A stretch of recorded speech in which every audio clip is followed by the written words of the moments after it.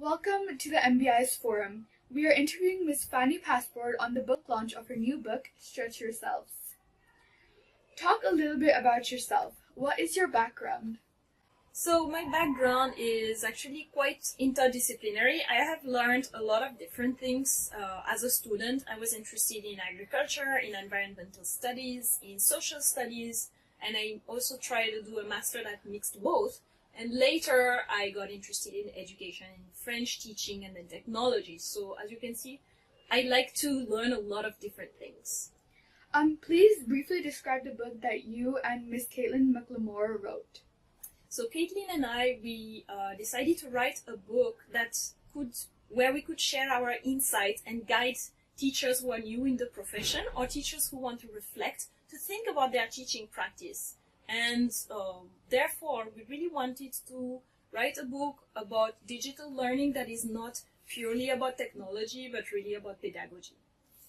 How did you first learn about the ISTE? Was this topic suggested or was it something you were already interested in? Okay, so the publisher ISTE, the International Society for Technology in Education, is a really big educational machine about technology worldwide. So they have a massive conference every year in the US. That's where about 20 to even 30,000 educators come to talk about learning and technology. So I got engaged with ISTE as a volunteer online as I started my work here at MBIS, and I wanted to connect with other educational technology coach like me. And I slowly became a top volunteer, and then I received a few awards from them. And the one that I received last was the Young Outstanding Educator Award that my co-author also received last year. And so that's how they then offered me the opportunity. So they contacted me and asked me, would you like to write a book for young educators because you got this award and you would inspire them. And initially I was quite scared because I had never written a book. So I was like, don't think I can do it, and I'm not a native speaker. So I asked them if we could do if I could work with another person. So then this way we collaborated on the book with Caitlin. What was the process of writing this book?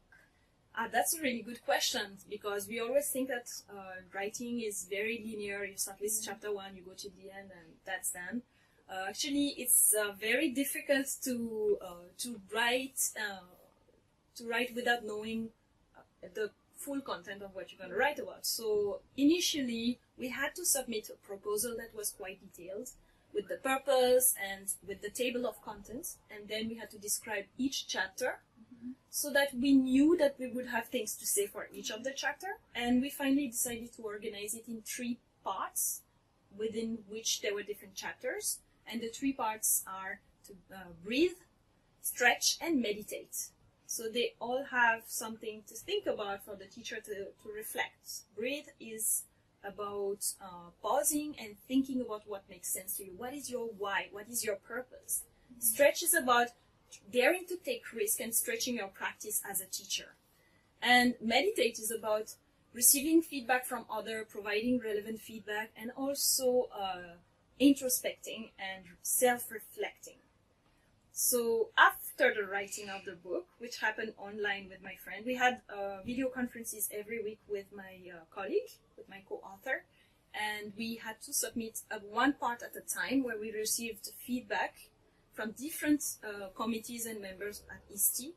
And finally, we went into editing, where again we had different things to change, mostly formatting, and then the design, where we could give feedback, because we already had the designer at ISTE who is doing the work for us.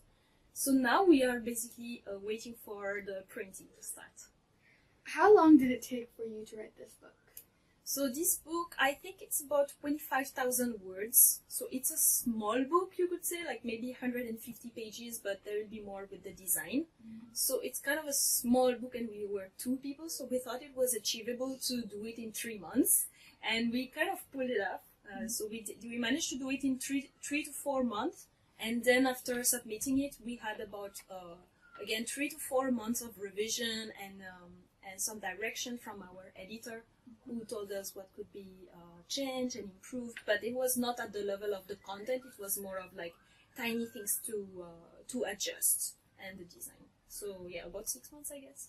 That's good. How does this book help teachers to teach? So this book is by young educators, so it doesn't mean that we are trying to say you should teach this way. It's more of a journey of reflection. So what the very interesting feature of the book is, it's not just a book to read, it's a book to write on, to draw on, to sketch on. So there are many types of exercises where you can actually write in the book, and you have journaling spaces as well.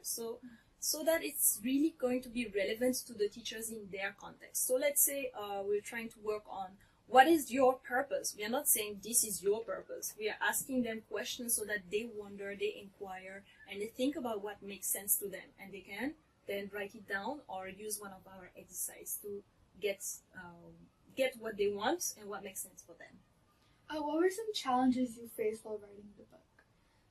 So I guess the main challenge is to always be kind of insecure about whether we would be on task, we'd be able to finish.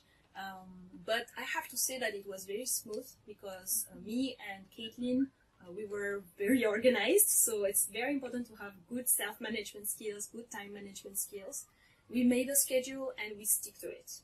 So we had this video conference every week where it was really helpful. She was in the US and I was in India, so we had early morning or late evening type of conversations, and so that would keep us motivated. Sometimes she would have less motivation, I would have more. Then the opposite happened, so we could keep each other motivated.